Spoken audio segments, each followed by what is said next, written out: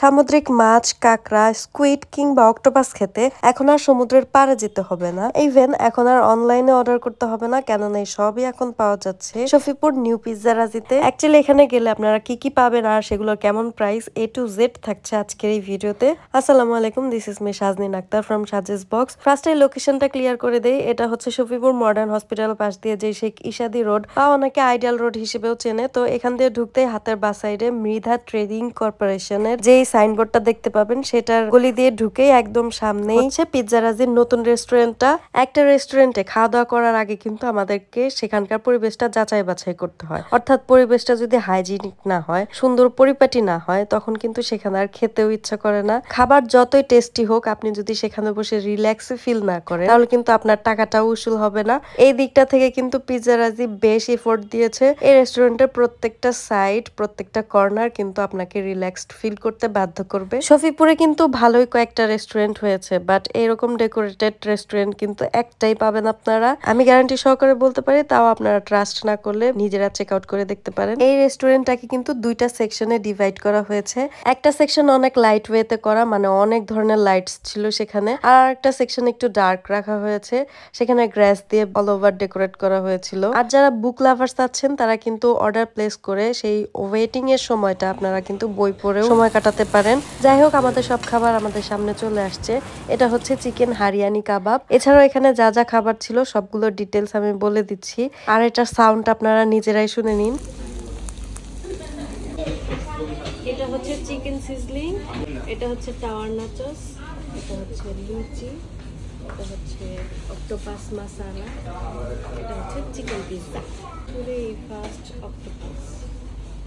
এর আগে ভাবতাম অক্টোপাস খেতে হলে সেই কক্সবাজার যেতে হবে অথবা ঢাকা মিরপুর যেতে হবে, বাট শফিপুরেই যে আমি কখনো অক্টোপাস খেতে পারবো এটা আমি স্বপ্নেও কখনো ভাবিনি, সত্যি কথা যেটা। বাট লাকিলি আমি পেয়ে গেছি, যেহেতু এটা তো আর হাতছাড়া করা যায় না। তো ফার্স্টেই আমি অক্টোপাসটা অর্ডার করে ফেলি। আর এটা ছিল রেগুলার পিৎজা, যেটার কারণেই আসলে পিৎজারাজির এত নাম ডাক। মানে তাদের স্পেশাল যে পিৎজাটা এত টেস্টি, এটা সম্পর্কে তো বলার কিছুই নেই, সুপার টেস্টি। যারা খান তারা তো জানেনই। আর এটা ছিল চিকেন সিজলিং, অনেক গরম ছিল আর এটা অনেক সফট ছিল, মাংসগুলো একদম গলে গলে যাচ্ছিল মুখে দেওয়ার পরে।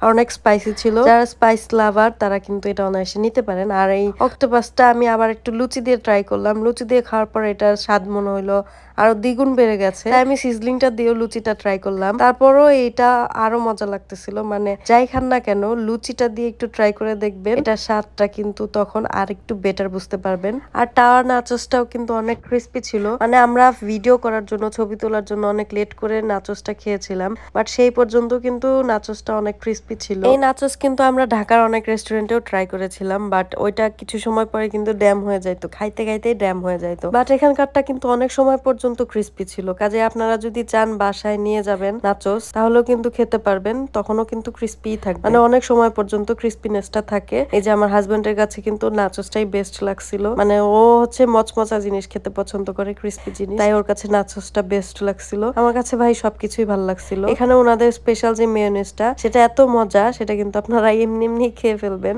ও আরেকটা কথা বলতে ভুলে গিয়েছি, কেউ যদি আমার পেজের নাম অর্থাৎ সাজেস বক্স পেজের নাম বলে পিজ্জারাজিতে যান, তাহলে কিন্তু আমার নামে একটা স্পেশাল ডিসকাউন্টও পেয়ে যাবেন। কাজে ডিসকাউন্টটা পেতে হলে অবশ্যই কিন্তু আপনাকে দ্রুত পিজ্জারাজিতে যেতে হবে। এখন এই সবগুলোর প্রাইস আমাদেরকে এখানকার এক ভাইয়া বলে দিবে।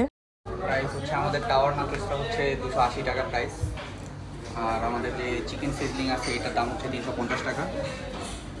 আর আমাদের অক্টোপাসটা হচ্ছে পার ওয়েট অনুযায়ী হচ্ছে আমরা এটার হচ্ছে প্রাইসটা দিয়ে থাকি। এটা হচ্ছে 300 গ্রাম 600 টাকা দাম।